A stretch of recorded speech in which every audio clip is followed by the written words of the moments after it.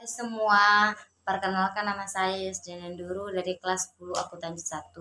Di sini saya akan mempresentasikan pembelajaran IPA yang berjudul Perubahan Kimia.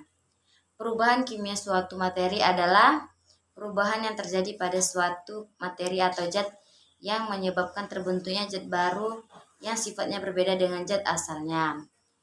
Berbeda dengan perubahan fisika, perubahan kimia disebut juga reaksi kimia. Contohnya logam magnesium apabila dibakar akan menimbulkan cahaya api yang terang menyilaukan, kemudian terbakar dan berubah menjadi serbuk halus berwarna putih. Serbuk tersebut merupakan magnesium oksida. Materi yang mengalami perubahan kimia dapat diamati dengan memperhatikan ciri-ciri seperti berikut, yaitu A. Perubahan warna. Reaksi kimia suatu zat bisa terlihat dari besi yang berkarat yang menunjukkan adanya perubahan warna. Mulanya permukaan besi tampak warna abu-abu keperakan dan berkilau. Perubahan kimia berubah warna menjadi warna coklat dan berkarat. Karat tersebut juga dengan korosi, yaitu kerusakan material yang disebabkan oleh proses elektrokimia dari lingkungan sekitar. Contohnya lainnya dapat ditemui saat kamu makan buah apel. Dan yang B yaitu pembentukan gas. Proses pembentukan kayu bakar atau bahan bakar minyak akan menghasilkan gas karbon dioksida CO2.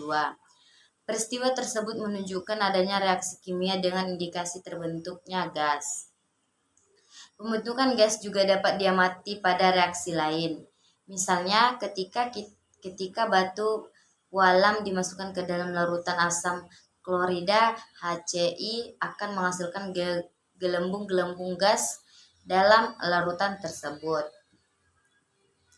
Dan yang ketiga atau yang C yaitu pembentukan endopan. Karat tersebut merupakan endopan yang terbentuk karena adanya reaksi kimia. Reaksi kimia yang terjadi antara lain sudah dengan perkakas logam menyebabkan pembentukan endapan. Air sudah merupakan air yang banyak mengandung kalsium sehingga wajar saja endapan pada permukaan logam. Dan yang D, perubahan suhu. Reaksi kimia dapat terjadi karena suatu zat menerima atau melepaskan kalor sehingga terjadi perubahan suhu. Reaksi kimia yang menerima panas disebut reaksi endothermal, sedangkan reaksi yang melepaskan panas disebut reaksi eksoter. Contoh reaksi endothermal dapat dilihat daripada reaksi antara garam, amonium, nitrat, dan air yang ditandai adanya penurunan suhu menjadi dingin setelah reaksi berlangsung. Reaksi amonium nitrat dengan air tersebut dimanfaatkan dalam bidang kesehatan sebagai kantong kompres dingin colpak. Sementara itu contoh reaksi ekstremnya yaitu reaksi kapur sirih dengan air yang ditandai adanya kenaikan suhu setelah reaksi berlangsung. Prosesnya pembakaran juga termasuk ke dalam reaksi ekstrem. Dan yang kedua dan yang berjudul baru yaitu tata surya. Tata surya merupakan sistem yang terdiri dari bintang, planet, meteor, dan benda lainnya yang meliputinya. Sistem tata surya merupakan bagian kecil dari miliaran gugusan bintang penghuni galaksi Bima Sakti. 1. Teori pembentukan tata surya. Teori pembentukan tata surya menjelaskan bagaimana matahari, planet, dan benda-benda langit lainnya terbentuk serta dapat bekerja secara teratur dalam satu sistem. Teori nebula. Teori nebula menyatakan bahwa tata surya pada awalnya terbentuk massa gas raksasa, kabut raksasa yang panas bercahaya dan berputar perlahan-lahan. Kecepatan rotasi semakin lama semakin tinggi, sehingga sebagian materi massa terlepas. Massa ini berangsur-angsur mendingin, mengecil, dan mendekati bentuk bola yang akhirnya menjadi planet. Teori ini dikemukakan oleh Immanuel Kant, seorang ahli filsafat dari Jerman.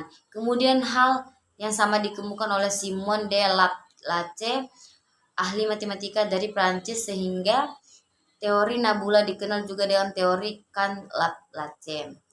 Yang B yaitu teori planetesimal. Teori planetesimal menyatakan bahwa ada sebuah bintang yang melintas ruang angkasa dengan cepat dan pernapasan dengan matahari dalam jarak yang cukup dekat. Daya tarik bintang ini sangat besar sehingga sebagian matahari tertarik ke arah bintang. Ketika bintang menjauh, massa gas matahari yang tertarik oleh bintang terlempar dan berhamburan.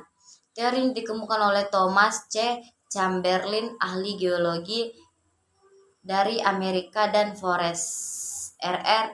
Moulton, ahli astronomi dan Amerika.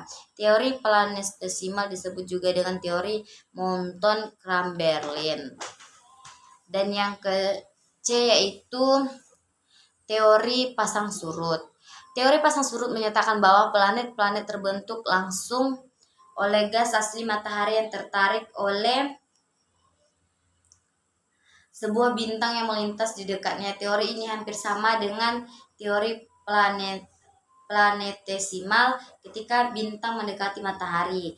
Teori ini dikemukakan oleh Sir James Jeans dan Harold Jeffreys, ilmuwan dari Inggris. Dan yang D yaitu teori bintang kembar. Teori bintang kembar dikemukakan oleh astronot Inggris R.A. Lytton pada tahun 1956. Menurut teori ini, tata surya awalnya terbentuk dari dua bintang raksasa. Kemudian sudah satu bintang itu meledak sehingga menghasilkan puing-puing dan debu. Dan yang E yaitu teori awan debu. Teori awan debu dikemukakan oleh Carl von Weizsäcker, ahli astronomi dari Jerman, dan disempurnakan oleh ahli astronomi Gerard P. Kuiper. Teori awan debu menyatakan bahwa sistem penyusut dan menarik partikel-partikel debu sehingga terbentuk bola. Kemudian semuanya memilin sehingga gumpalan bola itu berubah menjadi seperti piringan cakram. Teori ini dikemukakan oleh Thomas C. Chamberlain, ahli geologi dari Amerika, dan Forrest R. Moulton, ahli astronomi dari Amerika.